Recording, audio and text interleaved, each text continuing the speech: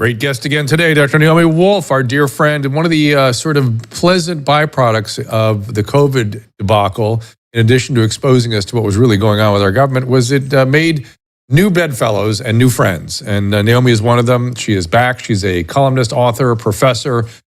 She is recognized as the world's most influential feminist writer. She's a Rhodes Scholar, graduate of Yale. And she is going to be, there's her book, Courage, Faith, and Resistance in a New Dark Age. And she has been ringing the alarm for quite some time. Emerald Robinson is a political journalist and former White House correspondent for Newsmax, One America News, OAN. She's on Gateway Pundit, Real Clear Politics, Citizen Free Press, and I saw them both on Daily Clout. You can follow Naomi Daily Clout on X. You can follow Emerald, Emerald.tv, and Emerald Robinson on X. They'll both be here. We're going to do a little grading of the transition appointments for the new administration after this. Our laws, as it pertains to substances, are draconian and bizarre. The psychopaths start this way. He was an alcoholic because of social media and pornography, PTSD, love addiction, fentanyl and heroin. Ridiculous. I'm a doctor, for sake. Where the hell do you think I learned that? I'm just saying, you go to treatment before you kill people. I am a clinician. I observe things about these chemicals. Let's just deal with what's real. We used to get these calls on Loveline all the time. Educate adolescents and to prevent and to treat. If you have trouble you can't stop and you want help stop it, I can help. I got a lot to say. I got a lot more to say.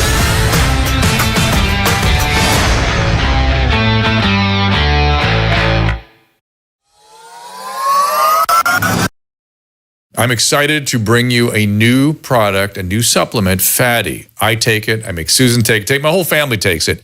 This comes out of, believe it or not, dolphin research. The Navy maintains a fleet of dolphins, and a brilliant veterinarian recognized that these dolphins sometimes developed a syndrome identical to our Alzheimer's disease. Those dolphins were deficient in a particular fatty acid. She replaced the fatty acid, and they didn't get the Alzheimer's. Humans have the same issue. And we are more deficient in this particular fatty acid than ever before. And a simple replacement of this fatty acid called C15 will help us prevent these syndromes. It's published in a recent journal called Metabolites. It's a new nutritional C15, pentadecanoic acid it's called. The deficiency that we are developing for C15 creates something called the cellular fragility syndrome. This is the first nutritional deficiency syndrome to be discovered in 75 years and may be affecting us in many ways, and as many as 1 in 3 of us. This is an important breakthrough. Take advantage of it. Go to fatty15.com/Dr. Drew to receive 15% off a 90-day starter kit subscription, or use code Dr. Drew at checkout for that 15% off, or just go to our website, drdrew.com/fatty15.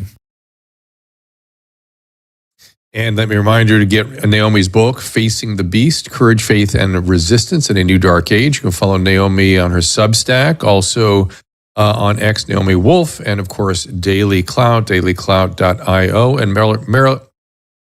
my mouth, my speech today seems to be affected by the stress and having been sleep deprived for a couple of days. Emerald is at Emerald Robinson, one word on X, and emerald.tv is where you can watch The Right Way, also The Right Way on Substack. Please welcome Emerald and Naomi to the program. Guys, welcome. Thank you. Thank you. It's wonderful to be with you. How did you guys get hooked up? I don't think I know that history. I saw you on a Daily Clout transmission, and I was fascinated, but you guys been friends from before? Or? Shall I jump in with that one, Emerald? Sure. Okay. Well, from my perspective, I was interviewed often by Emerald for her show on Frank's Speech.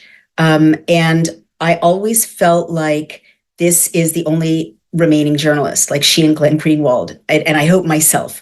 But I was so impressed with her determination to get at the facts. And I was impressed that she, at a time when everyone decent in journalism was being canceled, she just forged on and got canceled and canceled and canceled, doing really superb reporting.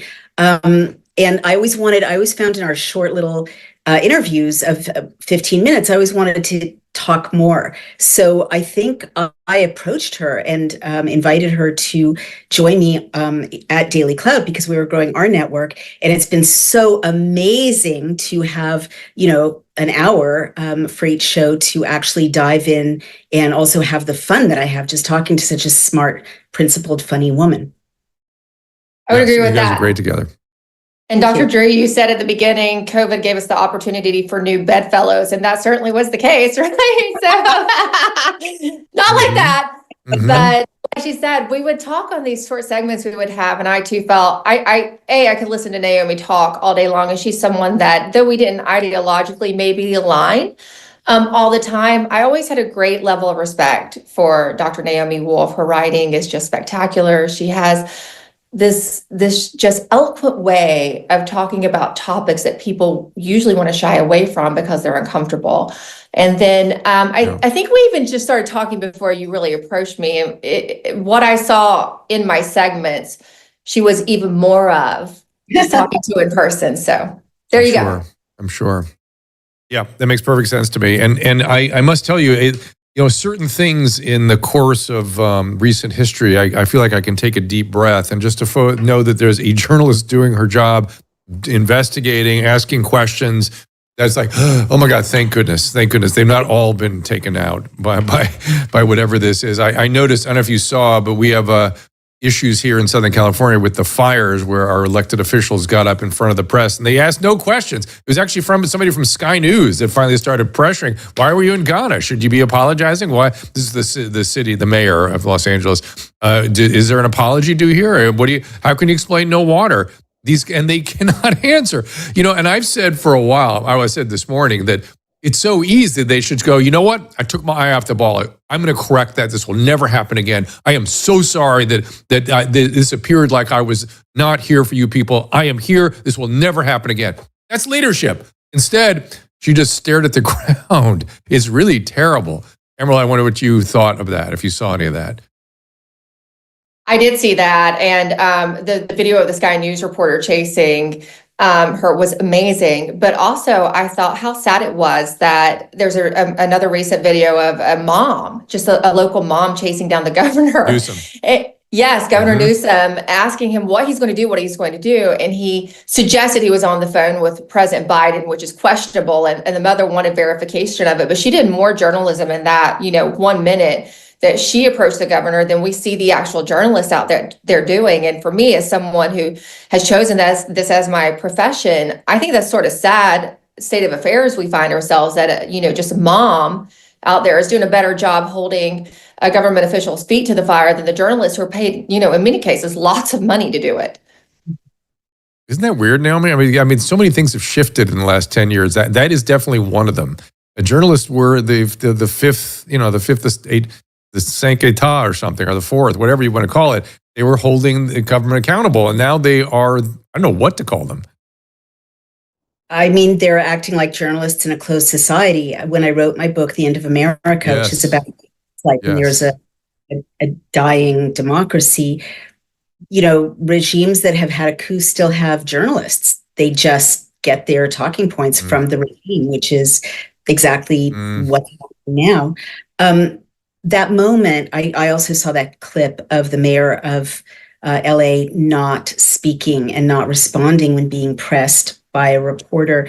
I wondered about that as a tactic because it's the same tactic that I've seen when in the last 2 or 3 years when citizens have been questioning, for instance, captured school boards, and they'll just not answer and then get up and walk out. And I actually think she was trying to not respond. And I think that's part of the demoralization, part of the war on citizens that we're seeing right now in the United States. I think she was not freezing. She was not speechless. She was sticking to a script, and the script is to beat us down psychologically so that we accept that it's not even worth trying. Wow. Yeah, that is not what I would call leadership. It's not what I call representation, and it's a sad statement. I kind of thought some of it may be that they're so used to being the cool kids that when they're actually asked, when they're sort of confronted with their behavior, and Emerald, you're naughty, so I'll let you comment on this. But they're confronted. They're confused. Like, no, I'm the good guy. I'm the feel good guy. I'm the joy candidate. What are you talking about? I directly experienced that covering the Biden White House. And when you ask, what do we call this type of journalists or journalism or these type of journalists, I'll tell you what I called them. Starting with within a few months of me having joined the White House press corps, I started calling them stenographers. Because as Naomi said, they get their talking points directly from the people in power, from whoever has a certain narrative to push. And you're right about the cool kid syndrome, because certain politicians have had it so good. They've had no pushback. Gavin Newsom is someone that's like that. He was the poster boy for the liberal media. And the Biden regime, when they came in power, they were that way for a long time. Then at some point, there was a little bit of pushback, right? I'm trying to remember exactly what the news cycle was. But when people started questioning Karine Jean-Pierre, she absolutely fell apart. And every other official that they put out there, whether it was even John Kirby, who was much more seasoned, who came from the Pentagon as the spokesperson than Karine Jean-Pierre, he also kind of fell apart in his own way. They can't handle, because they are the cool kids and they are usually aligned with the corporate media and they're usually protected by them. In instances where they are actually put back on their heels and having to answer questions, I don't think they even are prepared for it often. And I think that's a bit of what you saw with the LA mayor. She's not even prepared to answer real questions because usually they don't face them. Well, not only not prepared, I would say even, I would go a little further and say shocked that they are coming. Forget prepared, just blown away that there was a real question. You know, before I forget, I want to do a little bit of, because we're going to talk about the cabinet picks and the transition team on some detail. But I want to do just a second on vaccines, because I've discovered something that, Naomi, I thought you would be interested in. And it reminded me, those of you who are listening or watching on a tape, you don't see this little rolled in piece that we do as we roll up into this show. And today we had an interview from year and a half ago from Michelle, maybe 2 years ago, with Michelle Bachmann, who was raising awareness about this World Health Organization health treaty that, thank God, did not happen. And I do believe we're going to pull out of the World Health Organization. I think that's what's going to happen here with the next administration. But what I wanted to bring up to you is I was doing an interview with Laura Ingraham, and she was talking about vaccines or something and all the number of vaccines that were being required. And I started looking at the various schedules, and I thought, why are we mandating hepatitis B the moment a child's come through the birth canal? I'm like, how much hepatitis? I started really researching. I went down the rabbit hole because I was involved in hepatitis B and hepatitis C, both treatment and vaccine therapy, way back 40 years ago. And we didn't imagine that people would be mandated to take this thing. We actually were more concerned about China, where there was mother-to-child transmission of hepatitis B. And of course, that can happen if the mother has hepatitis B. I looked at the data. There's like 1,200 cases a year of hepatitis B in this country, essentially all in IV drug users. You don't think we're going to check the hepatitis B antibodies and antigens on a mother who has a history of IV drug use? You don't think we're going to do that? And then we would give that baby the hepatitis B vaccine, and it's totally appropriate. Could save that baby's life. But the World Health Organization mandated that all babies receive the hepatitis B vaccine, and there is absolutely no reason for that. I was outraged when I discovered that, and I was involved in the research, get this thing going. Naomi, were you aware of this? Was I aware that they were mandating it for babies?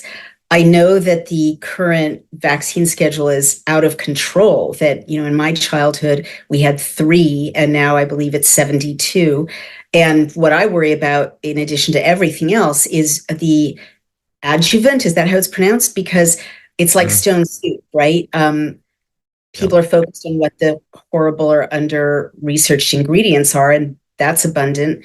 And the, excess or superfluous vaccination without a kind of demographic need for it, which you've just described, which happens all the time.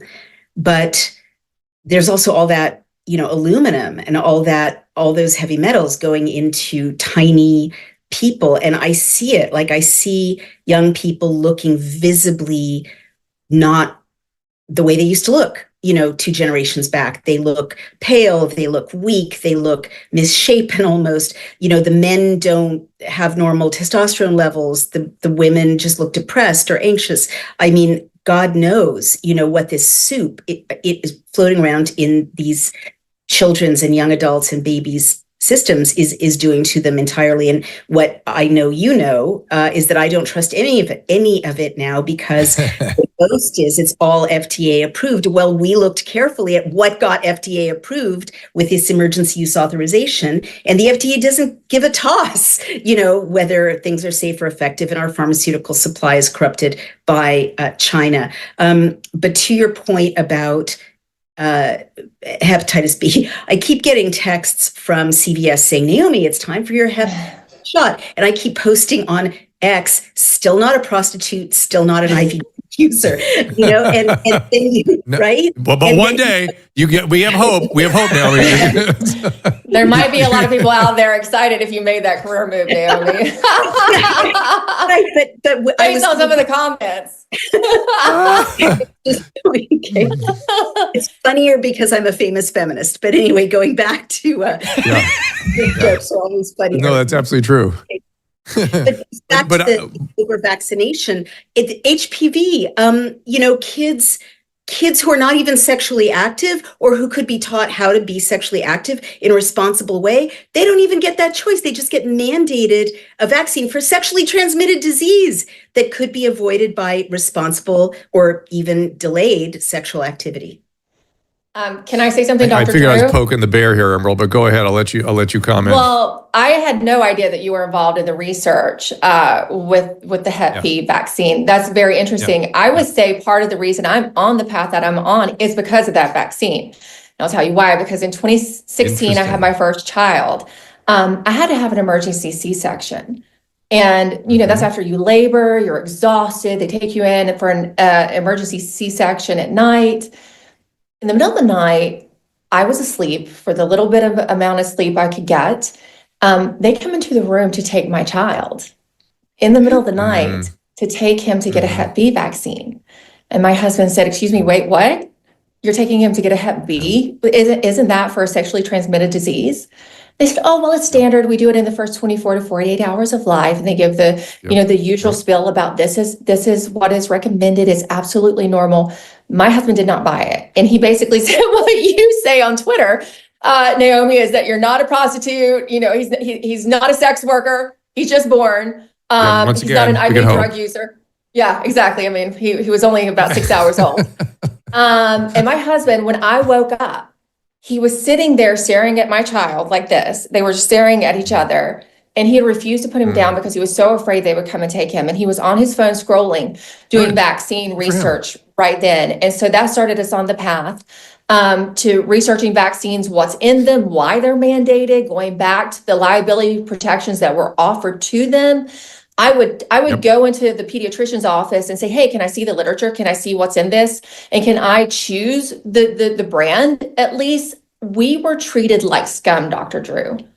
And I know Naomi and I have talked about this a little bit, and that really set me on the path of descent. I think that carried over into, being a journalist that covered politics, but then it definitely prepared me for what we saw that we didn't know what was coming. I never anticipated that I would be covering a COVID-19 pandemic in which they were going to unleash this EUA gene therapy on everyone and expect us to comply, and that no one around me would question it. That started with that Hep B vaccine. Well, good. And the reason I actually brought it up was not just to poke the bear, but also to point out that it's not just rapacious pharmaceutical companies. It's not just overzealous CDC. It's not just the American Academy of Pediatrics. It's even the World Health Organization that has its hand around the throat of our kids. To me, I was blown away that that's where it came from. And it came in the name of equity. Everybody gets the same. We've decided if one gets it, if one's not safe, no one is safe. Remember that? Remember that nonsense in COVID? This is BS. Each individual needs a decision in their therapeutic care. That's it, period. All right, let's get over to the Oh, you guys, it's so upsetting, but because it's such a violation of my basic ethics and my instincts as a physician, which is risk reward analysis, fully informed consent, care for the individual in front of me, and I as the clinician make that decision with the patient. That's it. That's what medicine is all about. Anything else is I don't know what it is. It's something else. It's not medicine anymore. Dr. Drew, it's also a violation of your oath, right? First, do no harm. You can't. Oh, for sure. That's the risk reward part. That's the risk reward analysis, and that we should be always and risk reward. We watched it go away during COVID. It didn't exist, and Francis Collins admitted it. He's admitted it on the record that they gave no concern for anything other than reduction of this virus. No concern for the consequences of the actions they were taking. And we all knew it at the time. We could see it. And yet we were all canceled for bringing it up. I don't know if, Emerald, you brought that stuff up and got canceled then too, but we were all struggling during that time. Oh, I got fired for questioning the COVID jab. Perfect. So yeah, I was right there with you. And I was the pariah in the White House press corps. What was so funny though, is that I was the one who, refused to get the jab. I didn't, comply with the testing. And I'm pretty sure I was the only White House correspondent that did not get COVID while I was in the White House press corps. I think I might have been the single one, yet I was the one they were all afraid of. Yeah. Fantastic. All right, let's talk about, speaking of the White House, let's talk about the appointments. I want to start with something I saw on the conversation. Well, I wanted to dig into the medical stuff since that's what I know the most about. So I want to talk about RFK Jr. and I want to talk about the Surgeon General appointment. And you guys kind of took aim at Jeanette a bit in the interview I saw with the two of you on Daily Clout. And my first, I just want to just drill on one issue. Did either of you or anybody else who's listening have any idea who the Surgeon General was prior to coming to office for any president in your lifetime? And why are we taking aim at this one is my question. Why do we even know this one? Well, did you know who the Surgeon General was coming in with the, not when they were appointed and when they entered into the White House and we started seeing them work, prior to the appointment, prior to coming in? And why are we making an issue of Trump's pick? Can you guys respond to that? Well, I did know who a number of surgeons general were in my lifetime, and it's not a role with a lot of power, but it does have kind of bully pulpit power. So the Surgeon General who encouraged teaching kids to masturbate, at the time I thought that was, a sensible. Did you know that Joycelyn was coming in before Clinton took office? Did I know she was coming in? I don't really understand your question. That's the point. Jeanette, the current Surgeon General, is not the Surgeon General yet. She was she's being been put up for appointment. Is that ever happened before? I've never had any idea going in who they were suggesting, and all of a sudden now we know exactly who he's suggesting. I mean, to be fair to President Trump, he's doing something really unusual, which is he's being very transparent about his possible nominees or his short list and floating people as nominees before they're brought into the public in the actual process. Okay, fair enough. If it's a different circumstance, I'll grant you that. That's sort of how he does his vetting process. He does that on purpose. And so he takes public opinion polls. So it is probably a little bit different of a process. That's a great point. Okay. All right. But I'm just amazed at the strong opinions people had about Jeanette. And I know her personally. I know her to be a good physician. I know her to be a good human being. I was just sort of shocked, and she was hurt deeply, and she just wants to do good. What are your guys' concerns about her? Well, first, to Emerald's point, when she says that this is how President Trump does his vetting, that's really important. He's being really smart because she's basically a trial balloon. Right, all of these nominees, including RFK Jr., they're really trial balloons. How will the public react to this? And he's had some very negative reactions from some, flags he's flown up the flagpole. And I know enough from my life as a former political consultant in the Clinton and Gore eras that very often someone might run someone up the flagpole whom they know will be a total no, so as to get all of the spleen and bile out of the way, and then they slide in kind of objectionable, and everyone's like, oh, okay, we can live with this. Like, that's a standard tactic. Right. So I don't know if she's being positioned or what the chessboard looks like in her case, but I am willing to, stand firm in my initial reaction, and I'm not a reflexive, commentator. If she regrets being so pro-lockdown, pro-vaccine, she should make a statement. And the other thing I will say, and forgive me, I'm sure she's a lovely person, but you're getting me at a moment where I'm kind of fed up with a lot of people who want the fun part of public life, but don't want to do the hard work or take the slings and arrows. If she doesn't want people to yell at her, she shouldn't be in that kind of important, influential public position. Fair enough. I would say it's twofold.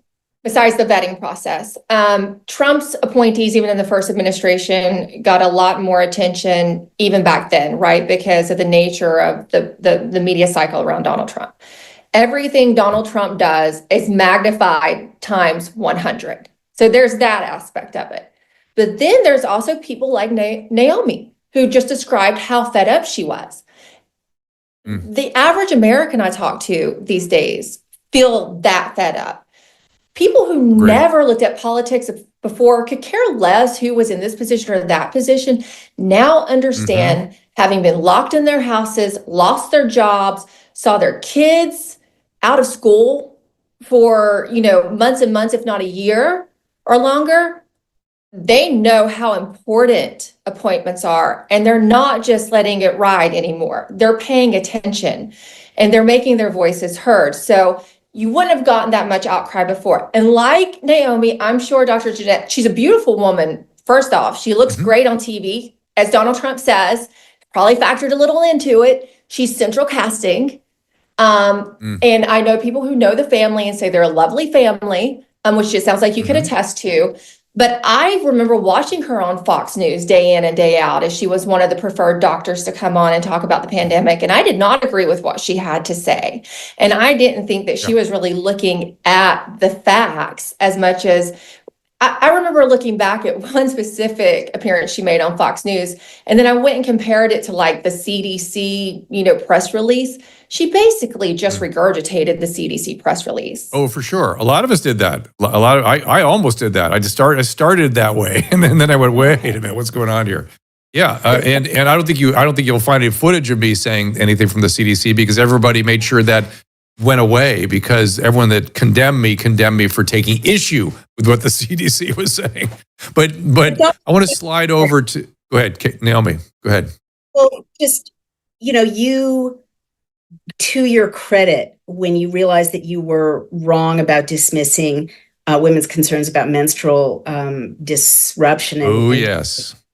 Bear with me, please. You apologized, and that really shows intellectual growth and open-mindedness and ethics, right? Medical ethics. Doctors can be wrong. Science can be wrong. The history of science and of medicine is people being wrong about wisdom.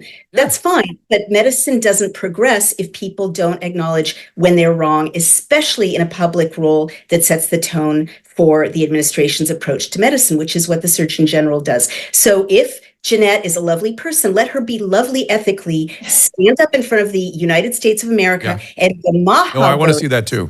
And say, I was wrong about that. I am sorry, and I will do my own due diligence going forward. That's how she gets our trust back. If she wants people to stop being, furious.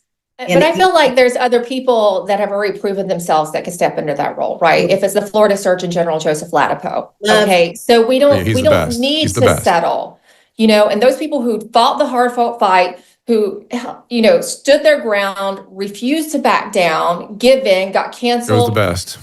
Lost their jobs. I mean, I could probably think of 10 just sitting here, right? Fantastic doctors that could fill that role. I don't feel like we have to settle. Well, Emerald, let me also flesh out what Naomi was talking about when I apologized to her. because I want every opportunity. I'm so disgusted with myself. I was not only wrong about, I was also dismissive of my friend, Naomi Wolf, and I was extremely sexist in the way I thought about it. Extremely. And that's actually what has stayed with me is more bothersome. I don't mind being wrong. Wrong is just, that's part of the deal. But I was so sexist and I had no awareness until I thought about it. I was like, oh my God, that is inexcusable. So that's why, I look to follow my sword every chance I get with Naomi because she reminds me of I'm looking, and because of that experience, I'm looking for more opportunities to find out where my thinking is narrow or isn't what I think it is, and apologize when I get it wrong. That's all. Okay, well then you should be Surgeon General. I mean, there are people doing it better than Dr. Jeanette. All right, let's take a little break. I want to talk about Jay Bhattacharya when we get back. My own feeling, I'll telegraph it when we go to break here, is that this is the epitome of poetic justice. I've never seen anything so thrilling in my life as this appointment. When he told me that he was being considered, I could not contain my enthusiasm. But we will get, that's my bias. If you guys don't like him as a pick, we'll get into it. But at least if we all agree, it is some form of justice being served here. We'll be back with more right after this. The Wellness Company knows that taking charge of your family's healthcare is a top priority, and being rationally ready, and who knows what the future will hold for us. Now TWC has a service to cover your family's medical needs, including and especially prevention. For just $100 a month, the One Wellness Elite membership includes 2 free medical-grade nutraceuticals per month, free prescriptions for over 800 of the most common medications, access to concierge telemedicine, available at a moment's notice, and a 15% discount on all supplements and the emergency kits. 15% off the emergency kits. That's quite a saving. So if you're spending $100 or more on supplements and meds every month, this plan will already save you money.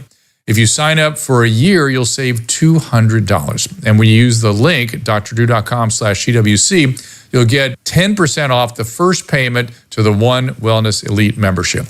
Check out One Wellness at drdrew.com/TWC and get 10% off your first payment. drdrew.com/TWC. It's all there. That's brilliant. And thank you, Drew. Where's Dr. Drew? Where is he? Dr. Drew. Dr. Drew. Those were crazy day, crazy experiences in RFK Jr. We're going to talk about him in a few minutes, but I also want to remind everyone about Paleo Valley. Health maintenance, insurance, think about Paleo Valley to maintain nutritional products. I'm proud to say this has been a small business that's been part of us, partnership with us here and the live stream for at least a year now. Their grass-fed and finished beef broth is outstanding. It's made from actual bones, not hides. It is minimally processed. It is a low-calorie, high-nutrient density, variety of flavors, plain vanilla chocolate, and the new salted caramel. As I said, high-protein, nutrient-dense, controls appetite beautifully without much calorie. They're sweetened with the monk fruit, which is not something that is typically used, and it's quite the caloric profile is good, the glycemic profile is good, and the team here asked that attest the fact that it is good for both energy and brain nutrition. Check out drdrew.com/Paleo Valley for the first time orders. You'll get 15% off, and at subscription you'll save 20%. That is drdrew.com/Paleo Valley to save money and feed yourself with good nutritional materials. They're so careful with their sourcing. I love those guys. All right, Naomi Wolf and Emerald Robinson here with us today. I want to give you guys the particulars again about where you can find these guys. dailyclout.io, obviously, for both. Naomi Wolf Substack, Naomi Wolf on X, and then Emerald Robinson, Emerald like the gem, Robinson, and emerald.tv. You guys made it easy. I don't know how you were able to get those handles, but it's easier than most people's. The worst thing in the world is underscore, just because it's a hard one on the keyboard. What's that, Caleb? Drew, that was the first thing I noticed. She has emerald.tv, because I'm one of those guys. I own almost 200 domains. I love a short domain. I love it. I have caleb.tv, but that's my brag of the day. Oh, good for you. We admire you guys more than just a good journalist. All right, so let's talk about Jay Bhattacharya. Naomi, I'll start with you. He is somebody that when I first interviewed him, was interviewing people that had been canceled because I wanted to learn what they were thinking and why they'd been canceled. And he was the first one. I thought to myself, this man is the poster child for the excesses of the COVID debacle. And then when he told me, he's a brilliant guy, he's an epidemiologist from Stanford, he's a physician, and he told me he's being considered for NIH. I thought, my God, this is the greatest news I've ever heard. What do you say about it? I mean, it's literally like a Shakespearean play with the reversal. Yeah. So beautiful. Poetic justice, indeed. I know Dr. Bhattacharya a little bit personally, and honestly, he is one of the best human beings I've ever met. A great scholar, highly distinguished. And again, early on with the Great Barrington Declaration, which was in October of 2020, I remember looking at his credentials, Dr. Gupta, Dr. Koldorf, his colleagues who signed the Great Barrington Declaration, which basically said a mistake, people should be free and we should protect the elderly and the vulnerable. And they said it's going to harm a lot of kids. It's going to drive 2 million children into starvation. They were 1,000% correct on all points, but I remember looking at their credentials. And I come from a world that used to care about credentials, right? And just thinking, these people have impeccable credentials. Why are they being silenced? And that was one of the first moments where I really knew that nonsense was being rolled out over us as a narrative. But the other thing is I interviewed him in early 2021, and I remember, and he was just vilified and abused nonstop at the behest, we now know, of people like Dr. Fauci, calling for him being smeared and abused and marginalized. And I remember at the end of the interview asking him, why are you putting yourself in this position to go through so much to bring what you see as the truth to the public? And he said very modestly and humbly, I'm a Christian. And he said that right after he said all these children are going to die of starvation if we don't end the lockdowns. And I just never forgot that moment. I mean, he's absolutely driven by the purest intentions. He's a great scholar, and it's so beautiful that he's going to be in a position to, I don't know about take revenge on, but create conditions of justice in real science, or justice in real science. Yes, I completely agree with you. He also has admitted to me there was another thing afoot in that first year where he admits he was naive. He really was so shocked at the way our peers behaved that he just couldn't believe it. And that he was being subject to, quote, a devastating takedown, as we discovered in emails that were exposed via FOIA document. Emerald, your thoughts on him?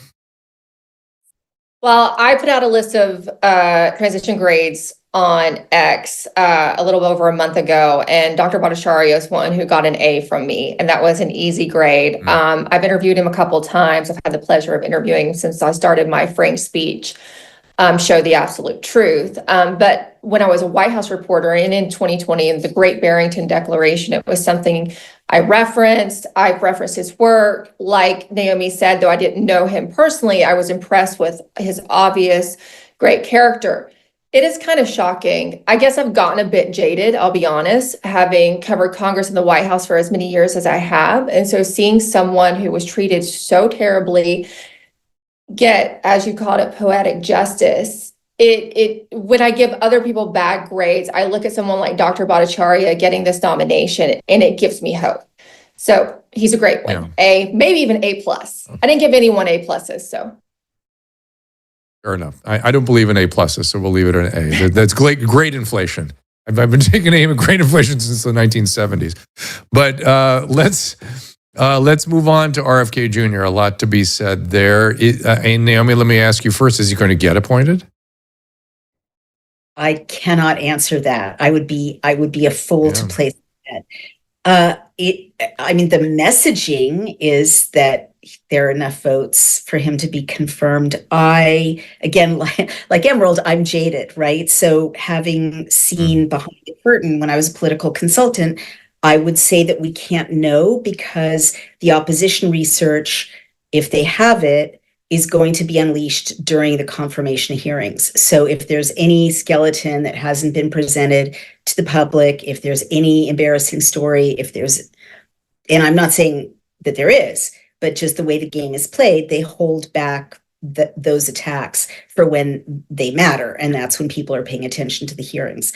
I am nervous, honestly, because the worst kind of politics would calculate, on the Trump side, this is genius. And it's true. I wrote an essay, encouraging this, because the math only works when you've got those Maha voters, those moms, those suburban, white women, middle class, upper middle class, joining forces with MAGA, who is a different demographic, and only together do you get a majority. And that's just the math, right?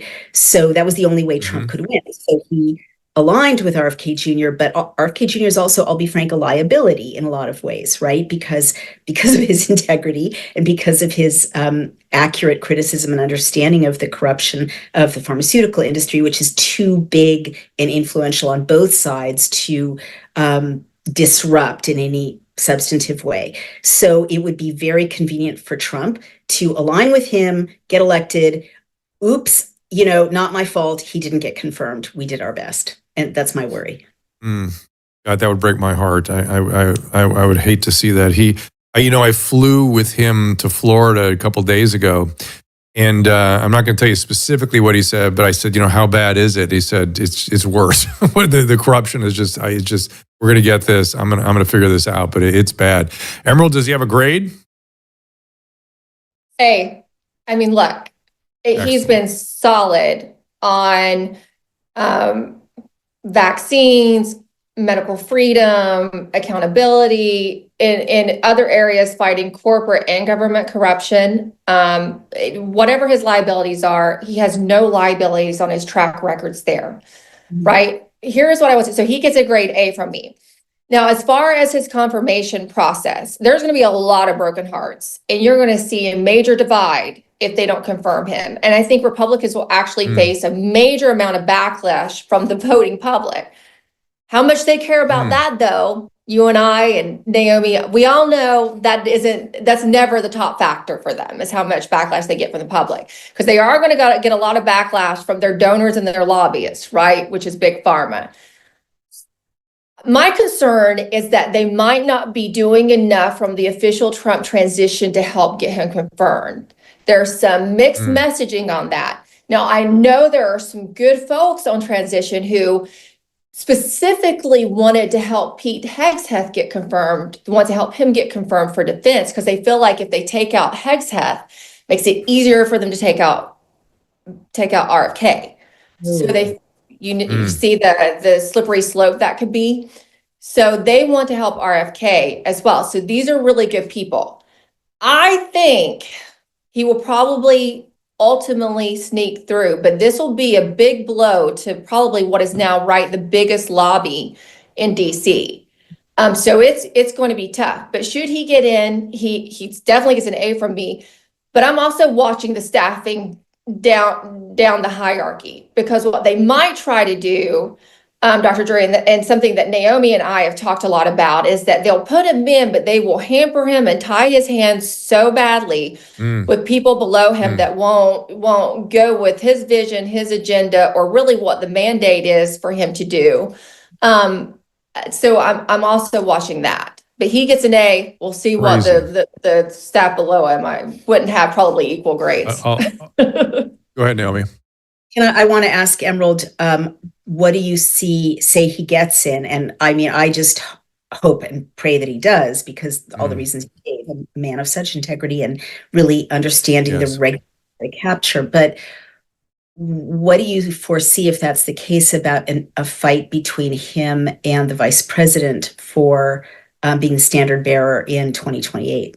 I think that's I have these conversations behind the scenes all the time, especially because I'm surrounded by politicos where I live, and they're already talking about 2028. 2024 is over, and now they're looking to the next campaign. And they feel like that could be a real divide, right? Because this coalition did pull Donald Trump over. There's lots of things, and we're not talking about election integrity at the moment, but still, it couldn't have happened without the MAGA coalition. if you take Vance, who is a star now on the MAGA side, and you put him up against Bobby Kennedy, you're splitting that. So you're not actually RFK, should he be confirmed? He has a better opportunity to shine than does JD Vance really as vice president. How much do vice presidents really get opportunities? Maybe JD Vance will a little bit if Trump wants him to be his heir apparent. But this could be far beneficial for Bobby Kennedy. If he really gets confirmed and he's really able to do what he wants to do, then he might be the obvious 2028. But will that affect their working relationship? I don't know, maybe. Interesting. You brought up Emerald Hegseth. Well, go ahead, Kay. Naomi, you want to finish that thought? No, I was just going to say, I hope for Vance's sake, because he's very young, that he aligns with and joins forces with RFK Jr., because it would make very good dynastic sense, especially with, Steve Bannon's goal of just 100 years of no Democrats, right? To have, or to no Democratic Party, to have the Trump years and then the RFK Jr. years and then the Vance years. Vance is so young. Interesting. Yeah, and RFK is not young. I mean, really, truly not young. I know he seems young and spry, but you get up in those ages, and it slows you down. I'm here to tell you, Emerald. Tell me about Hegseth. You brought him up. Yeah, I've had a hard time on grading him. I would say, probably a B. I think that it's great that he was a soldier. He doesn't come out of that military elite that is in Washington, D.C., that is very, very different from your average soldier on the ground. I think he has a real connection. He has a real deep affection for his fellow service members, his fellow veterans. He has worked in Veterans Affairs. The issue that Pete is going to have is not knowing bureaucracy and running a large, the DOD is a huge department. He's going to have really good people under him as well. And there's been a bit of a fight and transition in getting good people in outside. And they've been so focused on getting Pete confirmed that they haven't gotten to really focus as much on the people who would support him. And the DOD is just filled, especially after this Biden administration, with people who will be subversive, especially as he tries to, he's more of a cultural warrior. And I think that's great. I think that's probably really good for this moment. Look at what has happened to our military and Department of Defense under the Biden administration as they focused on DEI, right, and identity politics. Recruitment has nosedived. Our military readiness, and with the vaccines, our military readiness is at a level that we actually have to be seriously concerned. So I think that he can be good in those avenues. We just need him to have the right support under him. And then I did know that confirmation-wise, this was going to come up when they announced him, these stories and these issues. But it sounds like they have it under control. And I will tell you, it wasn't the Trump transition that stepped in. It wasn't it wasn't Susie Wiles and those, who should be helping him get confirmed that are making sure he got confirmed. There was other people who have helped him navigate this. You're not going to tell us whom? No, I can't share that, but the transition had left him, the official people had left him out to dry. The shadowy world of other people. But, I'm not sure the average person knows that the soldiers, I've got a lot of friends that were in special forces and things, the soldiers themselves have had part of the morale problem in the military, amongst other things, is they have disdain for the politically appointed officials in the Defense Department, including the generals. I was really surprised to hear that. They look at them as like, they're just political appointees. They don't know what they're doing. We know we know more about what's going on the ground because we're the ones making the decisions. But you mentioned bureaucracy a couple of times. Naomi, I'll go back to you. Do you think Vivek and Elon are going to have real success in corralling the bureaucracy a little bit?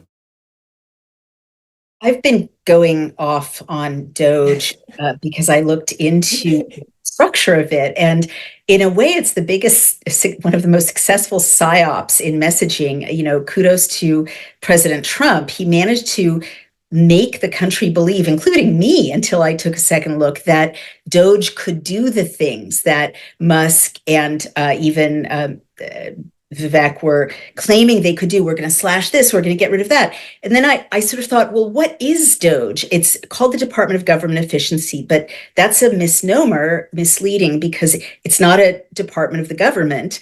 It's not part of the government at all. It's not a 501c3, so there's no disclosure of donors. There's no 990s, which shows what the money is spent on, who's on the board. It's not a C4, which has regulations around making sure that lobbying and governing are kept separate, right? So it's basically just a group of people that doesn't really exist. It doesn't have a website, whose task is to advise the president. And it's no different from any number of think tanks or, individuals who can advise the president, right? It has zero authority right now. And basically everything they propose still has to go through Congress, right? And so I guess then we saw the scandal around the immigrant visas, the H-1B visas, and Musk, and I have to disclose I have a conflict of interest right now with X, but when Musk was getting so upset about losing those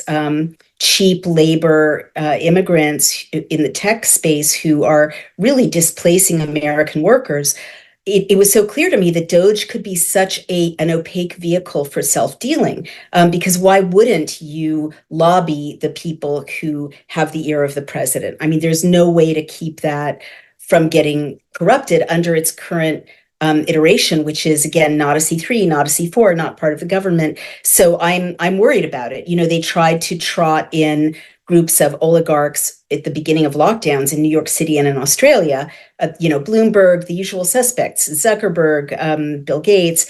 And in New York, people resisted and they dropped that idea. And we're back to kind of a democracy. But in Australia, they didn't resist hard enough and they never got their democracy back. So it's a very dangerous precedent. Well, wasn't it Andrew Jackson that came up with the notion of the kitchen cabinet? And over my lifetime, there have been kitchen cabinets that they felt like, or it seemed like, they were more influential than the actual cabinet in terms of the mind of the leader. Isn't this just another kitchen cabinet? I mean, we don't know, right? Because there's nowhere. Try to look at the structure of Doge. Try to look at how's it funded. Is there a board? Are there any annual reports? I mean, there are kitchen cabinets. Sure, there are advisors, right? But there are special advisors to the president who are within the government. My former husband was one of them, to Clinton.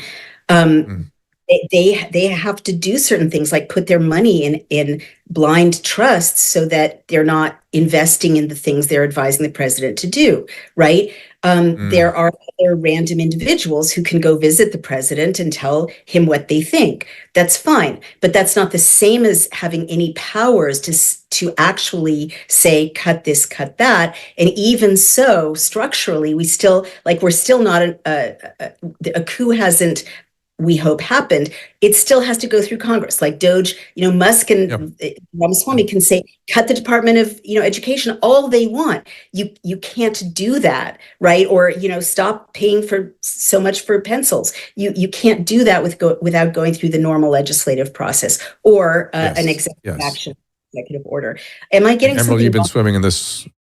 No, it seems right to me, but Emerald, you've been swimming in the swamp. I'll get your thoughts on this. Yeah. I just don't think we know enough, like Naomi was saying. I think she's raised some very good questions about the structure of Doge, oversight, right? And in one of our past episodes in our conversations, I likened it to the Consumer Financial Protection Bureau, I believe it was called, right? The CFPB, and Republicans took real issue with that. It was sort of, installed under the Dodd-Frank, I believe it was, piece of legislation. They always disliked, but at least that, I guess it was a piece of legislation that allowed for it. So I think there's questions about how it would work. Now, I am a little bit concerned about Elon Musk having decision-making power over too much, especially as he's now also, on X. He can kind of decide a lot of who gets amplified and who doesn't, and how much reach you have. He's amassing a great amount of power, and he's now moving into Europe as well.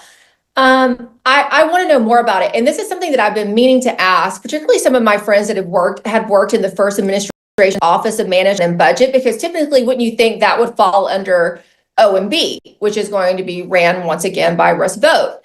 So I've been meaning to ask them how this would work, how Doge will work with O and B, and I think they could probably give us some good perspective. So maybe in another week, Naomi, I'll have some better answers for you on that. I've been meaning that as my homework. Yeah, we'll have to watch you guys watch the Naomi and Emerald show to get an update. Go ahead, Naomi. Okay, super fast. Emerald, are like being Americans, information about our government and our elected, who's advising our government, it shouldn't be depending on our friend Emerald knowing this guy who happens to run. It should be. Right. It shouldn't be, but I agree. Here we are. Well, I know, it is. Be part of the change. And there are like what close to 30 appointees that he's putting into these cabinet positions, something like that. So we're not only going to have a chance to go over a few, and we're sort of running lean on time here. Caleb, was that you that put up on the restream? I wonder who he's going to fire or fire first. Is that what you were asking? That's actually firing people. We know that. That wasn't me, but it's a great question. I'd like to hear that. I might have an answer. It must for have been that. Susan. Okay, go ahead. So right before we jumped on, I was on a call and I was talking to someone, working with transition, and they suggested that it could be Morgan Ortega's. She was just nominated as, the deputy special envoy, I think is what it's called. There's all these titles to the Middle East. She's a first Trump administration official. She was a spokesperson, State Department spokesperson, but she's been a very rapid anti-Trumper, and she's a chameleon. Her positions change, all over the place. If you saw the announcement that Trump put out in his nomination of Morgan Ortegas, it was all, I don't want to do this. This is her record. But the Republicans, who turns out to be Lindsey Graham, told me I have to do this. I don't think this was a good look for Trump. I don't think he should have done it that way, even if he was going to nominate her, because I feel like it makes him look weak. A lot of people thought it was funny. And he said, these things usually don't turn out well. We'll see. So apparently there's some suggestion that right after, they're inaugurated, he gets his people in. Apparently, this is the word on the street, Lindsey Graham and a couple other senators told Donald Trump that if he didn't appoint Morgan Ortegas, they wouldn't confirm people like RFK and Pete Hegseth. Specifically, those two names were mentioned. Weird. So this person suggested to me that maybe she's the first to go. Who knows? Susan, it's Morgan Ortega we're talking about. You're a fan of hers on Gutfeld. Isn't she the one that you admire? Morgan Ortega? Yeah. I think that's her, right? Sorry. Hey, well, we'll see what happens. You can see her on Gutfeld. She expresses herself. That was my question, by the way. Fantastic. I've been chatting on X. I saw it go by. I'm like, well, that's a good question. Let's wrap up with, again, we can't do them all, but these are the headlines as far as I'm concerned.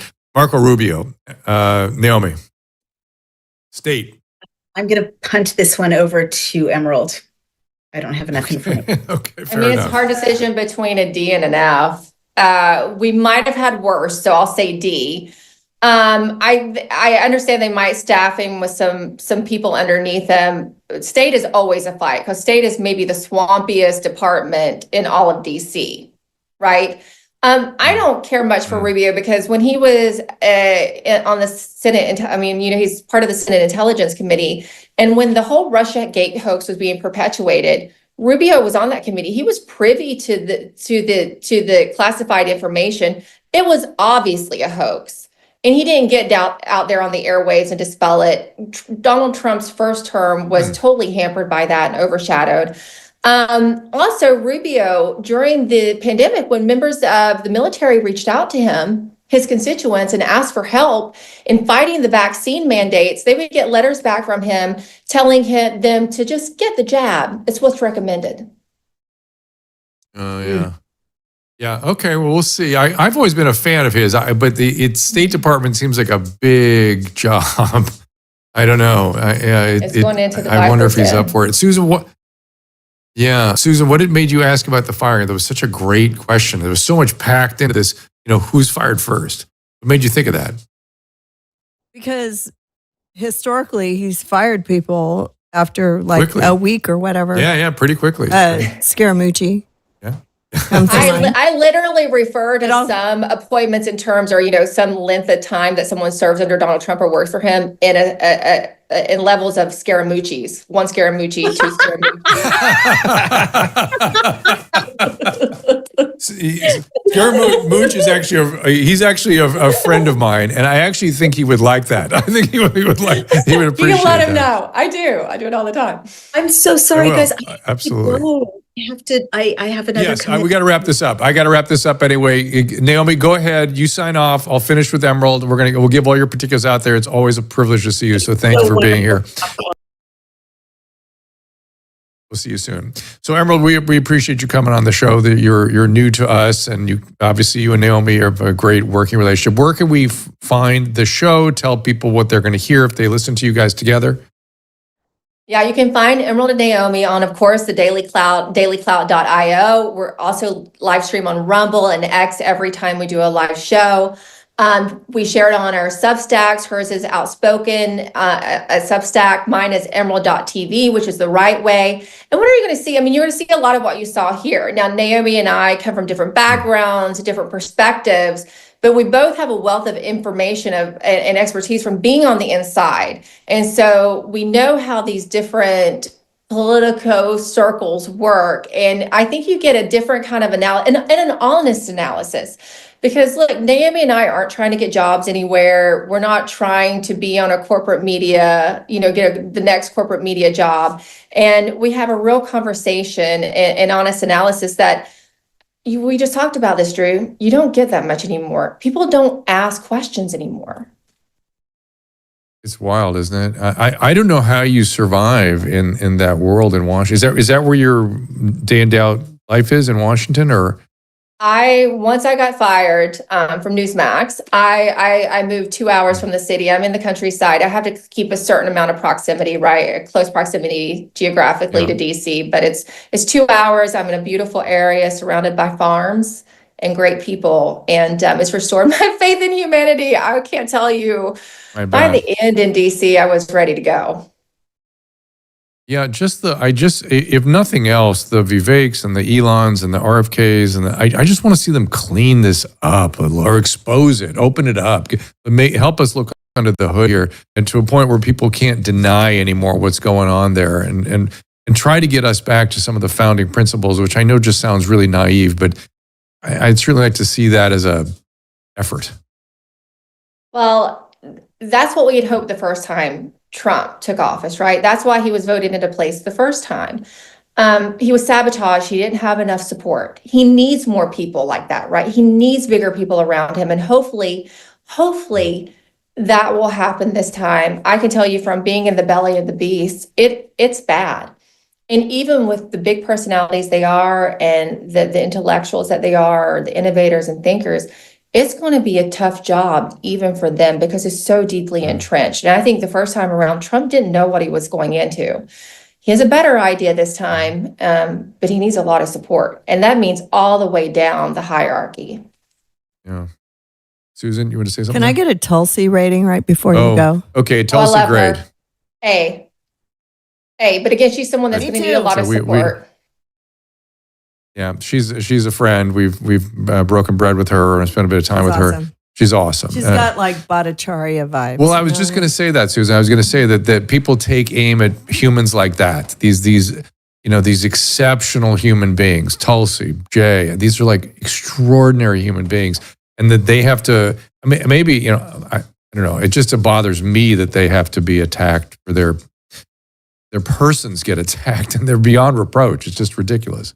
That's why you often don't get these kind of good people going into these or willing to serve in these roles because it is so it's so swampy and they just tear you apart. They rip your family apart. They put you through the ringer. I've seen people lose their homes, their livelihoods, their families for serving under Donald Trump. So just to step up and be willing to do it says a lot about her character.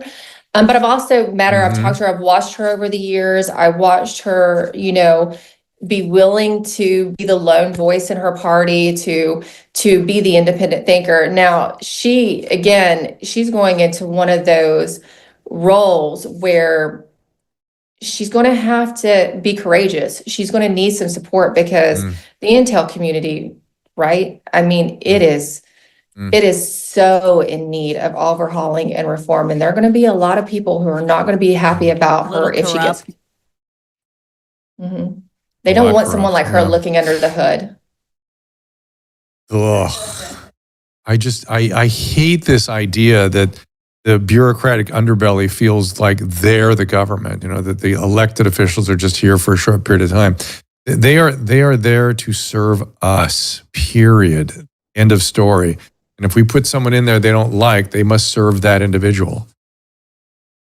I saw when I was watching, my friend Brandon Weichert was on your show recently. And while I was watching his episode, you had the lead in, where you pay something else. And it was Dr. Paul Alexander describing his experience at the State Department and how they told him the president doesn't run things. Don't get this mixed up. We do. That is exactly, that was so spot on. That is exactly how they feel. When he told me that, that's why we play that. That's why we play that little clip. When I went, you don't see the whole reaction I had, but for me, that was another one of those moments where I cannot get over this. I can't get over it. This is disgusting at a level that is just reprehensible. I can't get over it. This can't go on. And when they came up with Doge, I thought, well, maybe this is a chance to at least expose all that. And God knows RFK is going to try to expose that stuff. He is not happy with what's going on there. And he's an honest, good guy who knows how complex systems should work. Emerald.tv, where else? Emerald Robinson on X. Anywhere else you want us to look for you? Yeah, you can. I have a nightly news show at 8 p.m. Eastern, Monday through Friday. We dig into the stories that nobody else does, and we talk about this kind of inside information that I have as well. It's different from mine and Naomi, which is more conversational. This is more of your standard news show, 8 p.m. Eastern on frankspeech.com. The Absolute Truth with Emerald Robinson. And then you and Naomi work with, when can we find that show? Well, right now, because we're fitting it into our schedules, we do that twice a week, sort of ad hoc. But within the next month, we're going to solidify more of an established schedule, so that our viewers know exactly when to tune in. Got it. Caleb, you were saying something? Yes. A quick fact checked. One scaramucci is equal to 9 to 11 days. And he actually uses that term. He calls them mooches, apparently, according to theweek.com. He does? Yeah, Did he get it from Emerald? Mooches. He probably no. Did he get it from Emerald? It's like a joke that's been made by some comedians before, where they refer to, well, how many scaramucci's did that relationship last? How many mooches did that last? Oh, it's about 9 to 11 days. So he's in on the joke now. So that makes me actually like him more. I knew he would the joke like himself. Yeah. He's got a good sense of humor. He doesn't take himself too seriously that way. All right, Emerald, thank you so much for being here. Hope we'll talk to you again as soon as things emerge. Absolutely. Sounds good. This was fun. Good to see you all. Cheers. Thank you. And for us coming up, let's get that schedule on the screen here. Are we in here? What's today? Thursday? So tomorrow's a no. January 10th. Oh yeah, Friday. We are doing something on at noon, right? Yeah, is that early. correct? Yeah. Tomorrow's an early show. With Dr. Victory coming back. Everyone always loves when she and I are together. Harry Fisher. Jeff Dye is going to make his way into studio, I believe. Viva Fry with Max Lugaberry. Dave Rubin on the 16th. Salty Cracker coming back around. There's even more. Let me hang a second. I saw some more interesting. Studio in Orange County if the baby comes. Yes, there's a few of them. There's a few Jeff of them that we County, can't put on the. A few of them we couldn't put on the list because there's at least one that's under a gag order that we're waiting to be released. That's a prominent name. And then anyone that has to do anything to do with Trump's team is kind of on a lockdown right now. So we're going to be filling in a lot of those incoming people as they start getting confirmed and nominated, and things like that. I see. Yeah. And how about the French actress? Is she part of that? I believe. Why would she yes. be? I believe that she's coming in. It's actually below. It's a further date. It's in early February when she's coming in. Yeah. Well, people that know me know I listen to a lot of French media, and she showed up recently, and I was like, oh my goodness, we got to talk to her. She's a French American, and she is not suffering fools gladly in France, which is a rare thing. Only Marie Le Pen gets close to that kind of thing. D. Meyer 805 on Twitter said, Dr. Drew, you know how deep and dark the medical sector goes. As a pharmacist myself, RFK is necessary right now. Thanks for the broadcast. I was chatting on Twitter or X because nobody ever does, and we have so many people over there. So we need more comments. So Wiz Chris says, Susan, I love you more than my luggage. I don't know what's going on between you two, but more than my luggage. Okay. You must have nice luggage. I wish I'd said that. Yes, Marview, rational revolution indeed. I think it is amongst us here these days. Though even things are still kind of swampy and irrational. We got to get the rational revolution fully gaffed on board here. Did you get the emergency evacuation alert on your phone? No. 5 seconds ago or 5 minutes ago? No, I did not. I got one. You mean a mandate to get out of here? No, not mandate, but evacuation. Prepare yourself, kind of stuff. I'm sure. La Cunada smoldering? Like, what's going on over there? I don't think so. I mean, somebody's got to. Caleb looked at the fire maps. Yeah, I'm looking at them right now to see if there's any updates. I don't know if something's going on with the system. They're definitely government run. I think it's coming on over to Montrose a little bit, and they're freaking out. No, Montrose is green, but La Cunada, is our neighbor.